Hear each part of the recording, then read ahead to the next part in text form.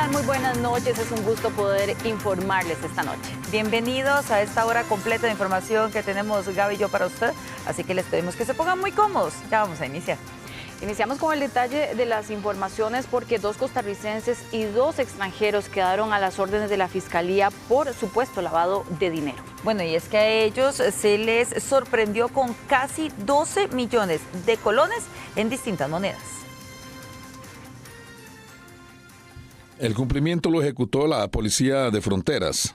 Se abordó a 4 personas quienes se dirigían en un vehículo hacia Nicaragua y en uno de los puestos fronterizos se les consultó sobre una cantidad importante de dinero que portaban sin que pudieran justificarlo. Por eso quedaron arrestados y presentados ante la Fiscalía de la zona. Sabemos que esto se presta para cometer un conjunto de delitos relacionados normalmente con crimen organizado, desde trata de personas hasta lavado de capitales. Muy importante cada una de las agencias que puedan intervenir en estas zonas e incluso la utilización de la tecnología cada vez que sea posible. La supervisión constante va a permitir que podamos detener a las personas que estén haciendo un ingreso irregular o quienes probablemente estén cometiendo algún tipo de delito. Los detenidos son 2 orientales nacionalizados ticos de apellidos Wu, así como un ciudadano malasio y otro británico, ambos de ascendencia china. Se les decomisó casi 12 millones de colones, siendo casi $19,000, más de 900,000 colones. Se suman casi 4,000 córdobas y 1.515 euros, apunta la policía. Esto es un trabajo que se llevó a cabo en la frontera con Nicaragua, en Peñas Blancas, donde un equipo de la Policía de Fronteras que realizaba acciones policiales detecta a estas personas transportando cantidades de dinero y de varias denominaciones y de diferente moneda. Y es por esta circunstancia que al verificar que sobrepasan los límites de efectivo que son legales transportar a una persona, se comunica y se hace la dirección funcional con el Ministerio Público. Ahora se espera para saber si la Fiscalía solicita o no medidas en contra de los investigados. Bueno, y le contamos que en el cantón de Cartago hay algunos distritos que no cuentan ni siquiera con una patrulla de la fuerza pública. Y es que escuche bien, se trata de la provincia que tiene menos unidades en carretera, por lo cual la delincuencia gana terreno a pasos agigantados. El 75% de las patrullas que utiliza la fuerza pública tienen problemas de funcionamiento y 759 están fuera de servicio. El lugar donde están en peor estado es Cartago. Aquí el tiempo de respuesta de la policía podría ser el doble que en otras provincias. Esto es preocupante porque con la delincuencia que tenemos en el país, a veces se sucede algún problema serio y no se encuentra ni una sola patrulla ni un solo policía. Esto quiere decir que va creciendo más la delincuencia en nuestro país por falta de patrullaje en las calles, servicio de la fuerza pública más eficiente. Pues hay una patrulla en ese proyecto. Después de ahí que eso pasó anoche ahí cerquita de la delegación, ya y con patrullas ahí es otra cosa, pero ahí, si no hay patrullas no pasa nada por los días. Según datos brindados a Extra Noticias, 4 de cada 10 patrullas de la fuerza pública están varadas por falta de reparaciones. Muchas están muy viejas para circular y lo mismo ocurre con las motocicletas, el principal cuerpo policial del país.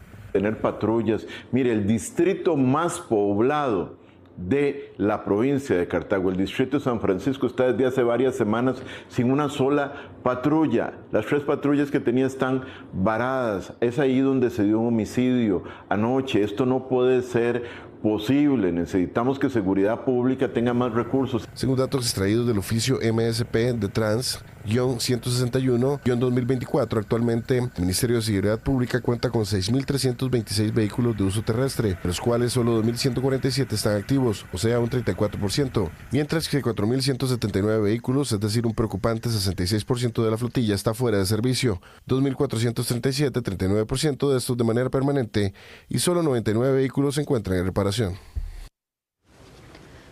El Tribunal de Flagrancia de San Ramón condenó a 6 años y 8 meses de cárcel a un hombre de apellido Hernández por transportar 30 frascos de ketamina, un anestésico inyectable con efectos alucinógenos, conocido por sus propiedades sedantes y disociativas. Los hechos por los que Hernández deberá descontar prisión ocurrieron el 22 de octubre del 2024. Según informó el Poder Judicial, ese día el hombre recogió los frascos de vidrio que contenían la droga y los ocultó en un salveque. El caso se resolvió resolvió mediante un procedimiento abreviado después de que el hombre aceptara los hechos y su responsabilidad penal. El tribunal lo halló culpable de infringir la ley sobre estupefacientes. Bueno, y este joven que aparece en las imágenes lleva una semana desaparecido. Fue visto por última vez el 20 de marzo en San Ramón de Alajuela, cuando salió de su trabajo. Según los familiares, el OIJ les informó que ese día realizó un viaje, ya que después de su jornada laboral trabajaba como conductor de una plataforma digital. Una de las líneas de investigación del OIJ es que pudo haber tomado un viaje previo a su desaparición y después se le habría perdido el rastro. Si usted tiene información sobre Mauricio Chavarría, puede contactarse a la línea confidencial del OIJ 808.645 o la línea del WhatsApp 88000645.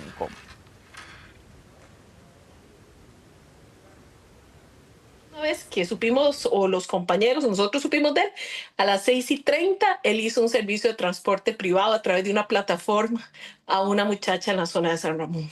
Que a nivel del OIJ nos han dicho, esto es clave para este proceso porque ya el escenario varía, no necesariamente es porque Mauricio pueda estar vendiendo su vehículo, sino que puede ser que al estar realizando algún servicio de transporte privado, algo le puede haber sucedido. Y uno de los asaltantes de mujeres más violentos en Guápiles fue condenado a 8 años de cárcel. A este sujeto se le aplicó una reforma a la ley que agrava el delito por solo haber mostrado un arma de fuego en uno de ellos. El condenado responde a los apellidos Fajardo Miranda, quien fue juzgado por 3 violentos asaltos a 3 vecinas del centro de Guápiles. Los videos de cámaras de vigilancia de los negocios donde la arremetió contra las víctimas fueron claves. La decisión de un tribunal penal fue unánime y le aplicaron una reforma a la ley que indica una agravante en el atraco si el asaltante solo muestra un arma para intimidar a la víctima aunque no la utilice.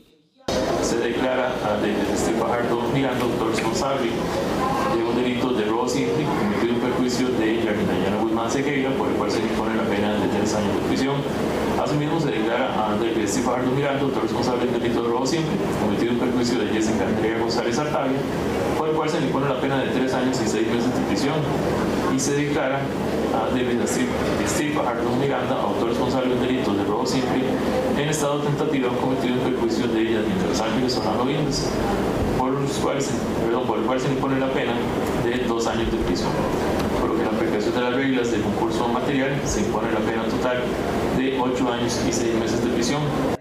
Los 3 asaltos fueron a mujeres entre los meses de junio y julio de los años 2022 y 2023. En el último de los casos incluso encerró a la denunciante en un baño. La reforma a la ley que se le aplicó a este sujeto se hizo en diciembre del año 2024.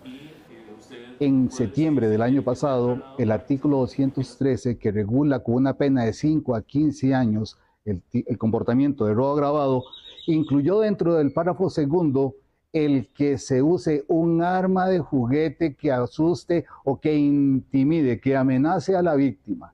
Es decir, el que venga una persona y con un arma de juguete logre intimidar, aunque sea mentira el arma, ese comportamiento es calificado como robo agravado.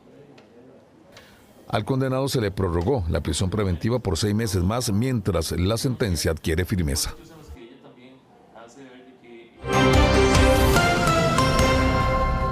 La Caja Costarricense del Seguro Social podría anular los contratos que fueron adjudicados a las cooperativas que administran más de 100 EVAIS en nuestro país y que significan específicamente la apertura del caso judicial Barrenador.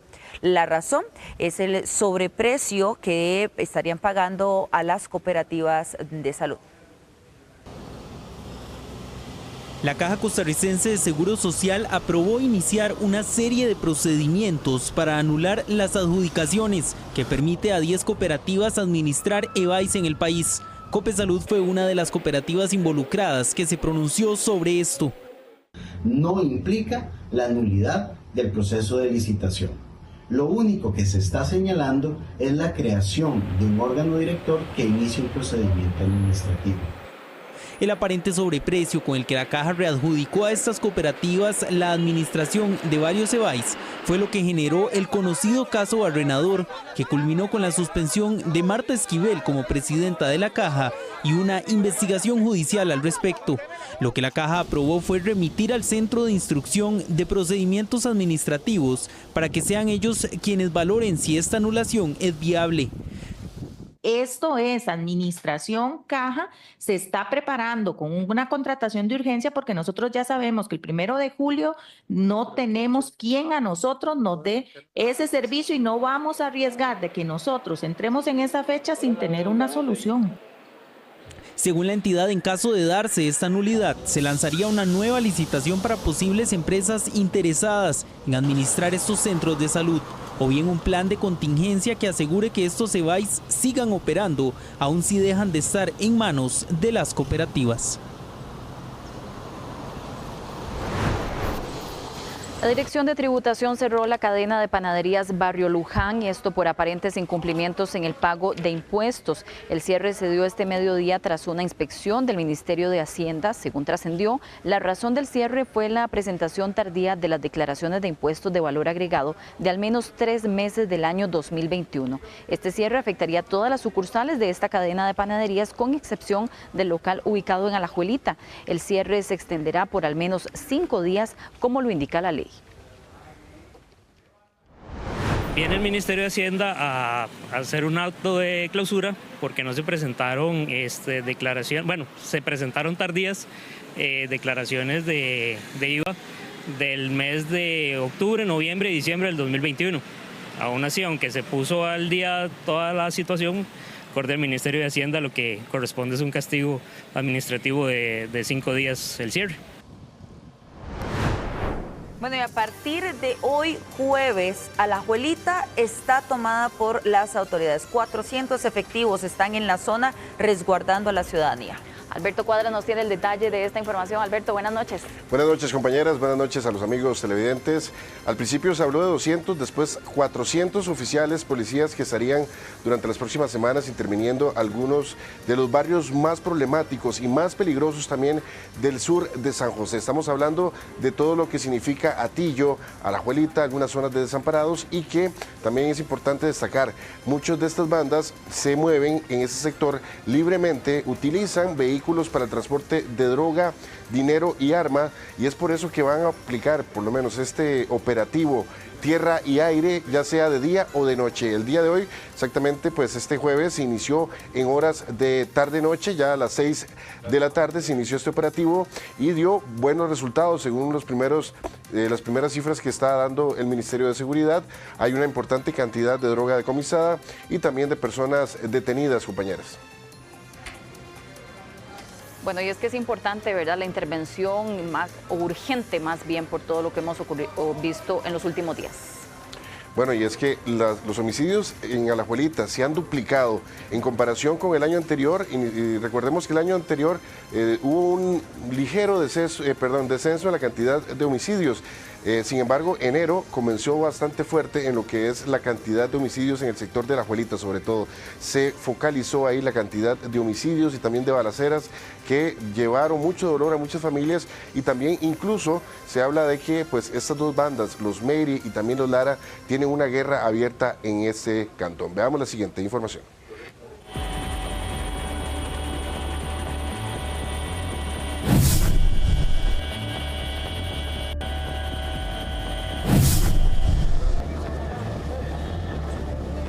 Se denomina Operación Tierra-Aire. Más de 400 oficiales desplegados en el cantón de Alajuelita y sus alrededores para intentar detener la violencia y los homicidios.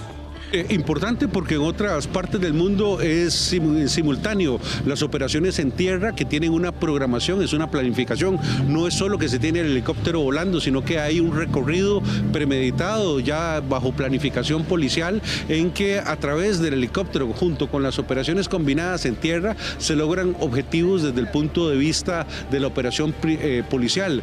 Tenemos identificados cabecillas, muchos de ellos con órdenes de captura. Estamos también esta noche sobre esas personas, tenemos alguna información de inteligencia en dónde podrían estar y de ahí que estamos llevando esta operación también de cerramiento para evitar, si identificamos a esas personas, evitar que escapen de estos lugares. El operativo, que se extenderá por los próximos días, pretende retomar los barrios más peligrosos, así como mantener presencia en los lugares con más personas. Para eso, utilizarán la policía de tránsito, oficiales encubiertos, PCD, fronteras, penitenciarios y vigilancia aérea. Una de las herramientas más novedosas es el uso de este escáner, que permite observar cada rincón de un vehículo y así determinar cualquier tipo de mercadería ilegal, drogas o armas. Como está la cuestión ahorita por estos lados, sí, es muy importante que hagan las revisiones diarias, ojalá si pueden muy frecuentemente, ¿verdad? Para mí es muy importante. A veces hay mucha gente que le precisa, pero no está mal, ¿verdad? Una revisión de vez en cuando. El operativo se repetirá al menos 2 veces por mes en los cantones con mayor inseguridad del país. De esta forma, planean plantearle frente a las bandas que tienen tomados al menos 120 barrios en toda San José. Bueno, tuvimos la oportunidad de hablar con vecinos y ellos indicaban que no importa las presas que se hagan antes de este tipo de operativos o retenes, que a ellos lo que les interesa es llegar sanos y salvos a sus casas, que en esos momentos viven intranquilos, que durante la noche prefieren el ruido del helicóptero al ruido de las metralletas, de las AK-47, de las AR-15. Así que bueno, nos dicen muchos de ellos, o nos dijeron que ellos prefieren dar un poco de su tiempo, obviamente, de los atrasos y demás, que pues la tranquilidad no tiene precio. Así que bueno, es parte de lo que ellos indican los vecinos de La Juelita y también de muchas otras partes de San José y del país, compañeras. Es que imagínate lo que es, Gaby y Alberto, sentir paz al saber que en la esquina de la casa hay un montón de policías resguardándolo después de tanto tiempo de no sentir seguridad, de no sentir tranquilidad en su propio barrio, donde de hecho Alajuelita es un barrio bastante viejo, hay mucho adulto mayor, es un barrio donde la gente vive ahí, es de zona comercial, pero hay mucha residencia y se sienten inseguros. Por supuesto que la presencia policial les va a traer un poco de tranquilidad que años atrás no tienen. Es esa sensación, ¿verdad? Justamente conversábamos de sentirse seguros, de sentirse acompañados, de que las autoridades están ahí presentes. Compañeros, antes de finalizar este tema, ya que ustedes tocaron exactamente el sentir de la gente, bueno, en Chota y tal vez en serio, una familia llegó porque vio el operativo y todo el despliegue policial que había y me dijeron, bueno, vamos a sentarnos aquí a la par porque, bueno, por dicha está la policía y aquí nos sentimos seguros y no nos van a pegar un balazo.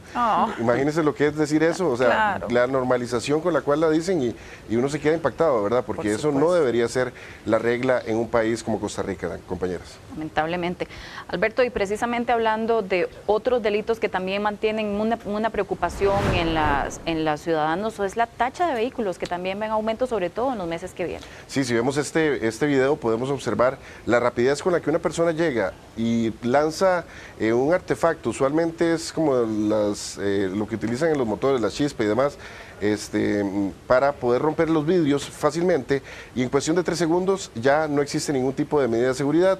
Ellos meten las manos, sacan pues lo que están interesados y obviamente lo que andan buscando más son celulares, carteras, bolsos, computadoras, todo lo que ellos vean que está acomodado tal vez en el asiento les llama la atención y obviamente pues en cuestión de segundos lamentablemente no solo se pierde el bien, sino también que después la reparación de lo que sería romper un vidrio o un cristal de un vehículo, compañeros. Algunos otros pues duran un poco más por lo que más bien no solamente quieren llevarse lo que está dentro, sino que quieren llevarse el carro completo, ¿verdad? Claro. Y es que cada media hora se está dando, lamentablemente, este tipo de denuncias, cada media hora se está dando una tacha en nuestro país y sobre todo en vía pública, donde muchas personas dejan los vehículos varias horas, cuando llegan es que se llevan la sorpresa.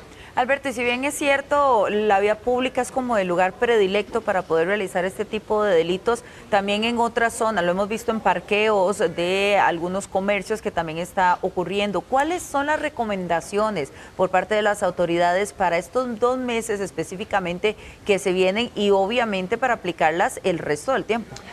Bueno, importante destacar de que lo que dicen los expertos es dejar su vehículo en un parqueo regulado, un parqueo que tenga todos los permisos, que tenga todos los seguros.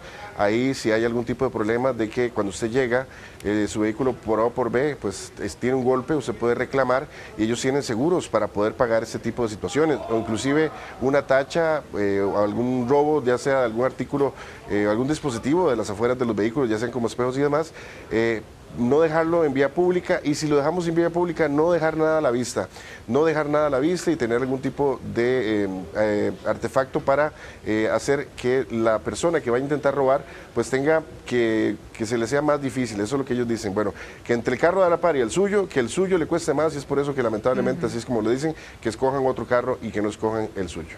Alberto, y lamentablemente también mencionaban las autoridades que viene época turística, en las zonas costeras también mucha alerta, incluso con el turismo, con los vehículos que quedan en zonas costeras. Semana Santa, ya pasamos, bueno, en esos momentos estamos en el verano, ya casi finalizando, viene Semana Santa y sabemos que muchas personas van nuevamente para las playas, y es ahí donde se da un repunte importante.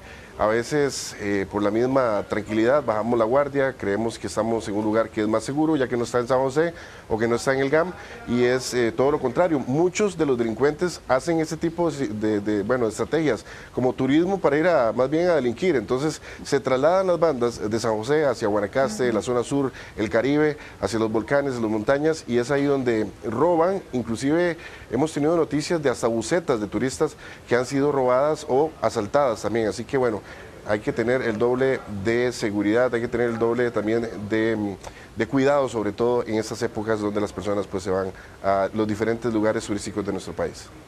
Bueno, porque hay que estar muy, muy pendientes, no solo de nuestras pertenencias, sino también del robo de vehículos, que se da un incremento, también lo han dicho las autoridades en esta Semana Santa. Así que si quiere disfrutar, hágalo, pero con cuidado.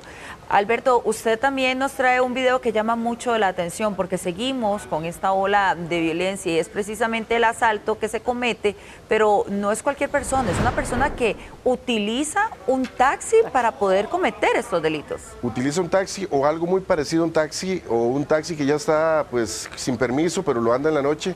Pero sí, tiene todas las características de ser un vehículo de transporte público, un taxi, tiene sus triángulos amarillos, parece que tiene algún tipo de matrícula. Como ya es pues de noche, o algunas de las tomas pues están un poco lejanas, no se puede ver bien la matrícula, pero las características del vehículo sí se ven. Esta persona sería el acompañante, hay un conductor y el acompañante es el que se baja. El taxi como que ve seguro a la víctima, transita unos 50 metros, se detiene, es ahí donde el acompañante se baja y de inmediato va a enfrentar a esta persona o a su víctima, y en los últimos días se tienen pues 4 denuncias de que ha asaltado a 4 personas lamentablemente mediante este método. Utilizando el taxi, se baja, roba, se monta de nuevo y sigue su recorrido. Así que mucha atención, mucha atención si está usted en una parada y ve un taxi que muy pues sospechoso, ¿verdad? Transita por ahí, así que bueno, hay que tener cuidado sobre todo en ese tema, y obviamente si usted ve alguna característica de esta persona o también de este vehículo, por favor pues dar la información al 800-8645 del organismo de investigación judicial, compañeras. Sí, y es curioso porque uno normalmente no sospecharía de un taxi, ¿verdad? Que ve acercarse. Lo que hemos visto, ¿verdad? Que todo es, ellos van moviéndose, ¿verdad? Dependiendo de cómo pueden sorprender a las víctimas y utilizando diferentes estrategias.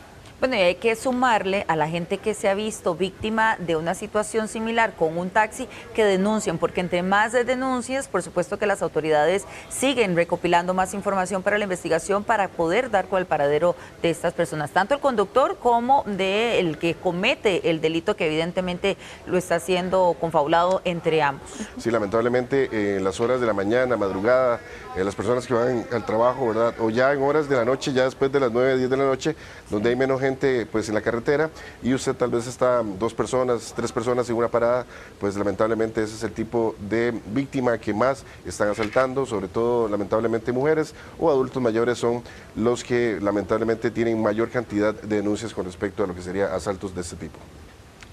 Bueno, y pasamos a uno de los últimos temas que vamos a conversar con Alberto Cuadra esta noche, y es que ya lo habíamos hablado aquí en Extra Noticias, el tema de la posibilidad de quitar dinero de los centros penales y todo lo que podría ocurrir si esto se diera. ¿Cómo va a solucionar el tipo de atención que se maneja dentro de estos centros penales, la atención de las famosas pulperías, las famosas barberías que existen dentro, o también las zonas de estilistas, por lo menos en la cárcel de mujeres? ¿Cómo se van a pagar estos servicios, Alberto? Y a partir entonces, desde ya, el efectivo dejó de circular. Recordemos que esta administración había cambiado la política de los comisariatos que se denominan así dentro de las cárceles, de los centros penales de nuestro país. Fue parte de esa medida y ha ido progresando. Ahora actualmente la última que ya se puso en práctica a partir de hoy fue que se prohíbe completamente el uso de efectivo dentro de las cárceles y se decomisó durante todo este día, las primeras 24 horas, 600,000 colones. Pero escuchen ustedes muy bien. Según datos del Ministerio de Justicia, esto se queda corto, o sea, nada más agarraron una pequeña parte, porque se estima que por día se podrían estar moviendo dentro de las cárceles entre 3 a 10 millones de colones. Estamos hablando de que no son las barberías, no son lamentablemente pues el refresco, el hielo, lo que mueve lamentablemente a la cárcel. Sabemos que es algunas órdenes que se dan desde ahí, que se tiene que pagar, algún dinero que entra, ¿verdad?, para el consumo de droga y pues otras situaciones que lamentablemente se dan y sabemos que pues no vamos a tapar el sol con un dedo de la corrupción, tal vez con algunas personas que también mueven dinero de esa forma. Así que bueno, es una política que tenemos que esperar a ver si da resultado, pero como todo pues será paulatino para poder pues que se vean este tipo de situaciones ya solventadas, compañeras. Y ya se había dado un plazo, Alberto, para que ellos devolvieran, si tenían algún dinero efectivo, a familiares de confianza que pudieran hacerlo. Así es, bueno, se había anunciado con una antelación más o menos de un mes para que estas personas, si tenían algún tipo de dinero, pudieran entregárselo a sus familiares, pero obviamente si están en un lugar como eso, el dinero ahí a veces puede significar la vida también, pagar la protección, pagar tal vez una cama o muchas cosas, ¿verdad?, que pues se viven en ese tipo de centros penales y que nosotros pues cuando hemos ingresado y hemos entrevistado a esas personas sabemos de las historias tan tristes que tienen que contar. Alberto, ¿y entonces cómo van a manejar ahora ese tipo de servicios que se brindan dentro de la cárcel? Obviamente dejando de lado la parte ilegal que es la compra o adquisición de droga, pero los otros servicios que estaban siendo permitidos para los privados de libertad. Según me comentaron, lo que están haciendo ahorita es como, serían personas en el exterior, visitantes, que serían como representantes de cada reo, ¿verdad?, o familiares, ¿verdad?, de que ellos... si, por ejemplo, van a cortarle el pelo, que le paguen a tal familiar por afuera, digamos que sea algo meramente, pues una conexión que esté externa al centro penal y que ya no se maneje dentro de las celdas, ¿verdad? Así que ese es más o menos como estaría manejándose en estos momentos, porque sí, hay gente que se dedica a eso, a cortar el pelo, a hacer algunos tipos de servicios y que pues este tipo de pagos pues tendrían que darse con personas que estén completamente afuera de la cárcel. Alberto, bueno, y finalmente otro tema también que tenemos es el decomiso de armas que se ha dado últimamente y que además preocupa por el tipo de armas que se están encontrando en la calle. Claro, fusiles de guerra son los que están incrementando actualmente y hay uno específicamente que llama mucho la atención. Es una arma que es de origen europeo que puede llegar a 200 metros, que puede lanzar 900 balas por minuto y que en otros sectores del mundo le llaman el arma matapolicías. Esta arma también fue decomisada a principios de este año y obviamente sería parte de este grupo de armas que fue sacado de la calle, pero que muestra cómo está actualmente el mercado negro de armas en nuestro país y cómo también se utilizan muchos de los fusiles de asalto, fusiles de guerra para lo que sería cometer homicidios en Costa Rica. Veamos. Según datos de la Dirección de Inteligencia y Análisis Criminal del Ministerio de Seguridad Pública, el 27 de marzo del presente año se han decomisado 581 armas de fuego. De esta cifra, 135 son pistolas, 81 escopetas y 86 armas automáticas militares. El resto son armas hechizas. Estas tienen características que les permiten no ser rastreadas. Hemos logrado confiscar 581 armas de fuego. Todo este trabajo hecho por nuestros héroes de azul a lo largo y ancho del territorio nacional está representando lo que es un trabajo abnegado de lucha contra la criminalidad y la violencia en Costa Rica. Una de las armas más inusuales se trata de un subfusil FNP-90 de fabricación belga. Pesa 3 kilos y tiene una longitud de 500 milímetros, de los cuales 263 corresponden al cañón. Pero aún más inquietante es que tiene una cadencia de tiro de 900 disparos por minuto, un alcance efectivo de 200 metros y la bala puede alcanzar una velocidad de 715 metros por segundo desde que sale de la boca del cañón. Las personas que compran sus armas en regla no las utilizan para este tipo de situaciones, no las utilizan para delinquir. Los grupos de crimen organizado son los que se dedican a este tipo de situaciones ya que precisamente no necesitan ser ubicados, no necesitan ser trazados. Las armas que adquieren no necesitan necesariamente tener número de serie para ejecutar actos de sicariato. Entonces, un portador legal, una persona que pues saca sus cursos y tiene todos sus papeles en regla, va y compra legalmente esta arma en una armería. Esta arma tiene una identidad, tiene un número de serie. Las armas que se fabrican al 80% no llegan a la categoría de arma en Estados Unidos, por ende pueden ser vendidas de manera libre. Muchos de esos fusiles de guerra se intercambian por droga. También muchas de las bandas en Costa Rica consiguen los fusiles AR-15 y AK-47 por medio de cárteles mexicanos y el mercado ilegal de Colombia. Bueno, y como lo había dicho también el organismo de investigación judicial, que están preocupados por la utilización de impresoras 3D para fabricar armas hechizas. Bueno, ya el Ministerio de Seguridad Pública ya ha encontrado varias, así que bueno, esta fue una información de inteligencia que ellos lograron aprovechar y que ya están descubriendo de que pues ya están siendo utilizadas y también decomisadas en las diferentes calles de nuestro país. Compañeras, esta ha sido pues, la información de los sucesos. Ustedes tienen más. Muchas gracias, Alberto, por este reporte. Bueno, y vamos a cambiar de tema. Movido y, si se puede decir, también caliente en la Asamblea Legislativa. Siempre se las trae, ¿verdad? Siempre nos trae algo así de interesante. Rolando Rivera está con nosotros aquí esta noche. ¿Qué tal, Nati? Gaby, buenas noches. Un día que, bueno, pues sí, vamos a ver cómo terminó, pero sí les doy de contexto que todo esto arrancó prácticamente en la reunión de jefes de fracción, en donde estaban discutiendo si el día de mañana sesionaban de manera extraordinaria por las 2 sesiones en las que no han podido ver agenda.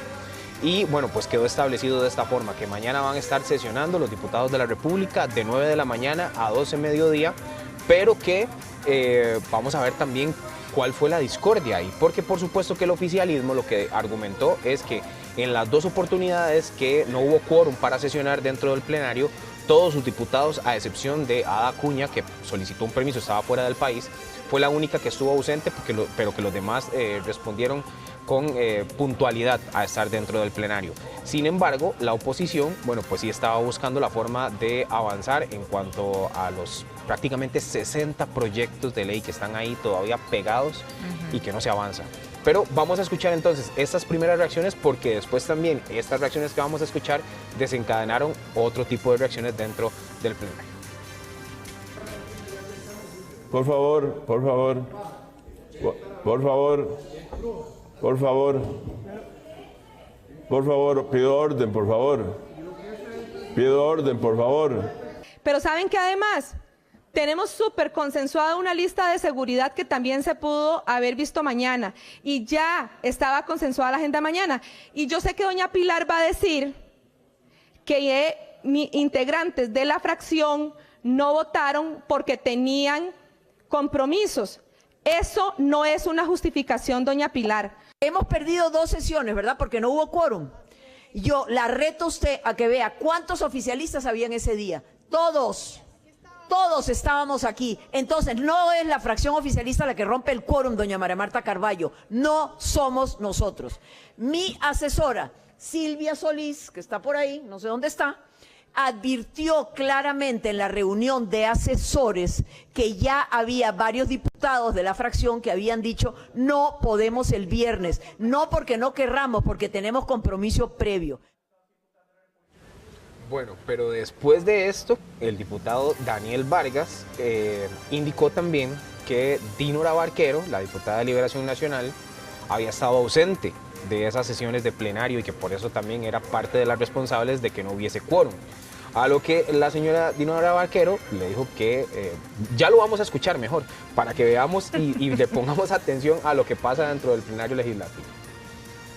No fue por mi culpa, porque yo estaba con permiso. Pero además de eso, cuando le dije eso, entonces se deshizo en insultos. Y por esa razón fue que le dije chuchinga. Y lo reitero. Adjetivos violentos contra una compañera. Eso no se puede permitir. Eso no se puede permitir. Eso es un problema de género, además. 2 funcionarias de esta Asamblea Legislativa, por los gritos de doña Pilar Cisneros, terminaron en un hospital. 2 funcionarias, una se desmayó en la comisión, otra fue trasladada a una clínica en horas de la tarde.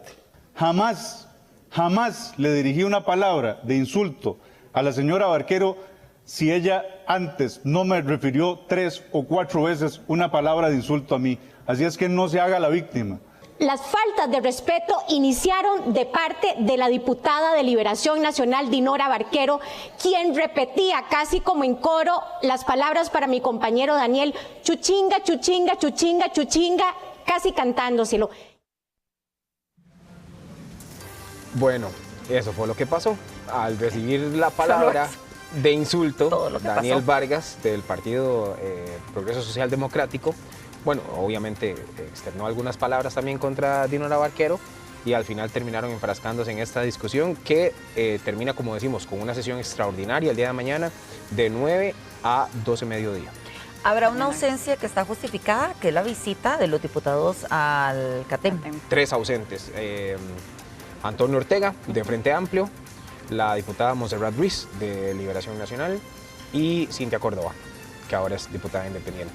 Y por supuesto vamos a estar muy pendientes aquí en Extra Noticias con el detalle de lo que ocurre allá. ¿Cuánto tiempo se pierde, verdad, en estas discusiones ahí en la Asamblea Legislativa? Lamentablemente también, pero bueno. Otros proyectos también que sí se discutieron, ¿verdad? Por ejemplo, el tema de Raxa. Que es otro, sí, de los que generó polémica el día de hoy, porque bueno, según el oficialismo, Raxa no es una empresa o una institución que esté generando duplicidad de acciones en comparación con el ICE. Sin embargo, el presidente de la Comisión de Reforma del Estado, Eli Feizan, promovió una moción para prescindir del discurso de la ministra de Planificación, del Mideplan, de Marta Esquivel, y dijo que no era necesario ya escuchar, que con la comparecencia que había hecho el presidente del ICE y también el representante de Raxa, que era suficiente, que se iban a tomar las determinaciones y bueno, se hizo la votación, se dictaminó de manera positiva el proyecto de ley que pretende cerrar Raxa. Vamos a ver la siguiente nota. El plan para cerrar la empresa estatal radiográfica costarricense S.A. Raxa se dictaminó de manera positiva pese a la molestia del oficialismo. El presidente de la comisión, Eliezer Feizan, considera que existe doble burocracia con la existencia de Raxa. Es el proceso normal de un proyecto de ley, se conoció en la comisión, se presentó un informe de subcomisión afirmativo de mayoría que fue votado hace 15 días. Luego de la aprobación de ese informe, algunos diputados pidieron unas audiencias. Hoy tuvimos en audiencia al presidente del ICE y al gerente general de Raxa. No aportaron básicamente ningún dato adicional que cambiara las ideas que ya los diputados habíamos adquirido a lo largo del proceso, así que hoy se sometió a votación el proyecto ya por el fondo, con un dictamen afirmativo de mayoría. La iniciativa fue presentada por la diputada independiente Katia Cambronero. Aquí lo que buscamos es el cierre de una institución que no agrega ningún valor para los costarricenses y que logremos trasladar esos recursos a las instituciones que realmente lo necesitan, como por ejemplo el tema de salud pública, especialmente la Caja, o en el tema de seguridad, que es crítico el fortalecimiento del organismo de investigación judicial. El diputado oficialista Daniel Vargas descartó la existencia de duplicidades en las funciones institucionales. En la sesión de hoy van Marco Acuña y van Mauricio Barrantes. Marco Acuña, presidente ejecutivo del ICE, y Mauricio Barrantes, el gerente de Raxa, y explican que la institución no ha tenido pérdidas en los últimos 10 años y explican que no tiene duplicidad de funciones con el ICE. ¿Verdad? Esos son los dos principios fundamentales que justificados en la exposición de motivos para impulsar el cierre de la institución.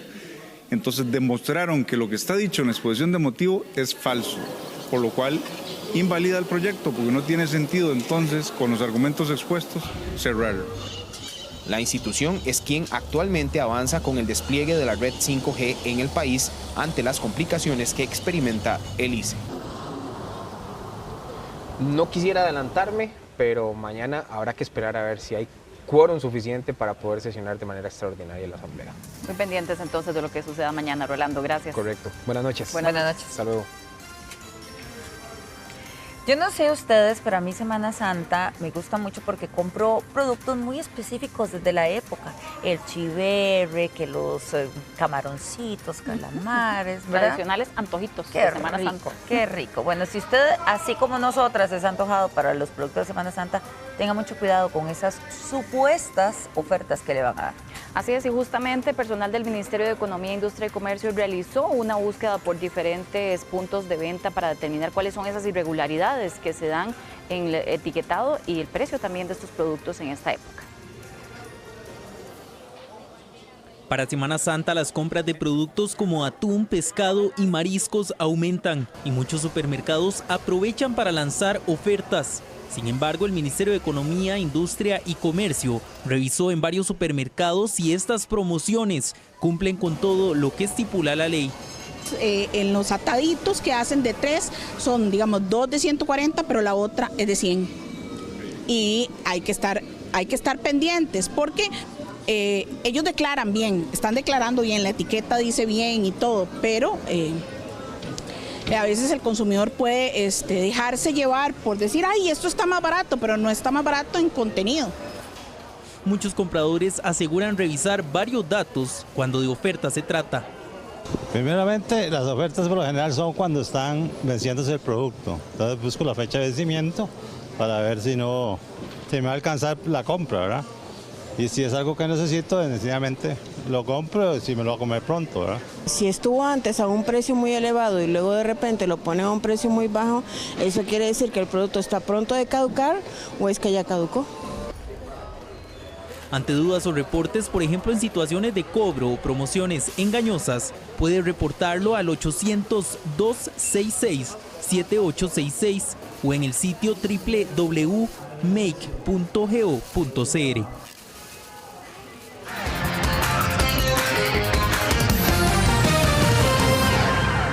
Bueno, y don Julio Ramírez ya está acá listo con la información deportiva. Gaby y Nati, un gusto estar acá con ustedes.